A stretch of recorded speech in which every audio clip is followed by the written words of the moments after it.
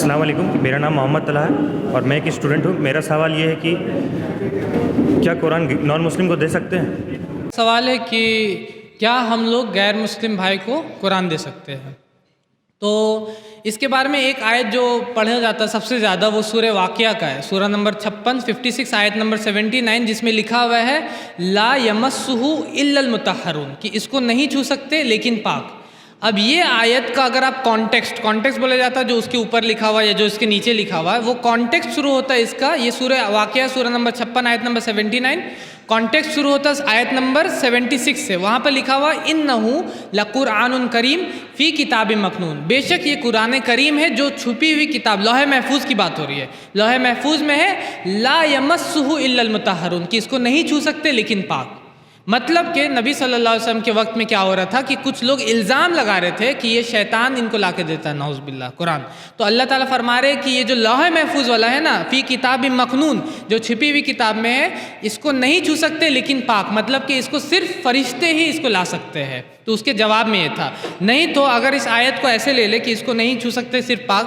ابھی میں ایک لیٹر دیکھ رہا تھا، پچھلے سال تھا یا 2019 کا وہ لیٹر تھا، ایک کوئی غیر مسلم آرگنائزیشن ہے، اس کے ہیڈ ہے، وہ جا کر کے قرآن، نظام الدین ہے دلی میں، وہاں سے قرآن لیتے ہیں اور اس کے بعد اس میں آیت سب اس کے بارے میں ایک چٹھی لکھتے ہیں ہوم منسٹری کو، ٹھیک ہے، کہ یہ آیتیں غلط ہے یا جو بھی ہے۔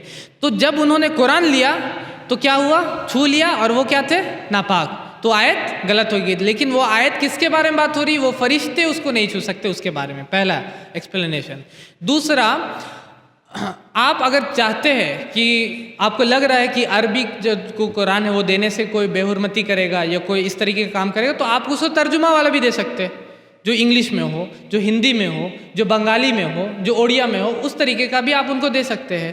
اور رہا بات کہ قرآن کی آیت کو دینے کا، جہاں تک بات ہے، تو میں کیونکہ بہت سارے اپنے غیر مسلم دوستوں کو دیتا ہوں، کیونکہ میں اس لیے دیتا ہوں کیونکہ نبی صلی اللہ علیہ وسلم کے بارے میں اگر آپ پڑھیے گا تو انہوں نے غیر مسلم بادشاہوں کو چٹھی لکھی تھی۔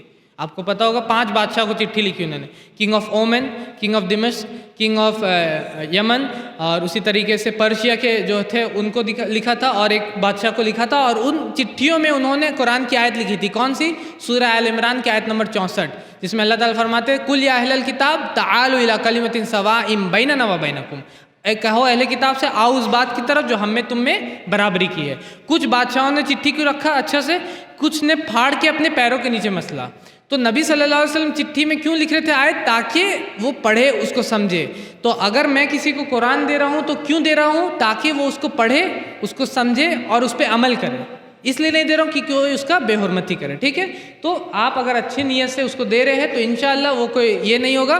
اور رہا بات آج کے دور میں، تو قرآن کوئی بھی انٹرنیٹ سے بھی لے سکتا ہے، قرآن.com ہے، سننا.com ہے، ویب سائٹ سے بھی، وہاں سے بھی وہ پڑھ سکتے ہیں قرآن کو۔ اگر آپ کو پھر بھی لگ رہا ہے کہ ان کو قرآن دینا نہیں دے سکتے ہم یہ لوگ یہ، تو آپ اس کو قرآن.com بتا دیجیے، وہاں سے بھی وہ پڑھ سکتا ہے۔ لیکن امپورٹنٹ یہ ہے کہ آپ اس کو دیں۔